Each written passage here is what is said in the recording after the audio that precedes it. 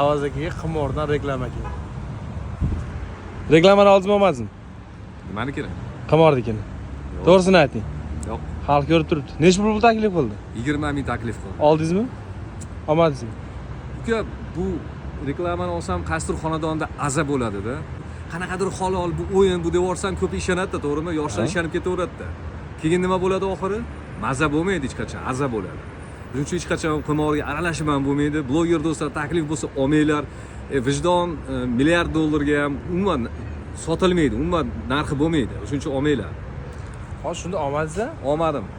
20 ming dollar hozir dedi kartangizga nima qilib beramiz dedi. Faqat dedi video ham qilmaysiz. O'sha strakalar haligi. Yozuvlarimizni bitta pechatlarda haftada bitta qo'yib bersiz bo'ldi dedi ham.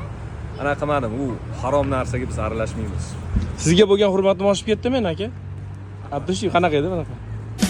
Hayat şaşırtır hep zaten.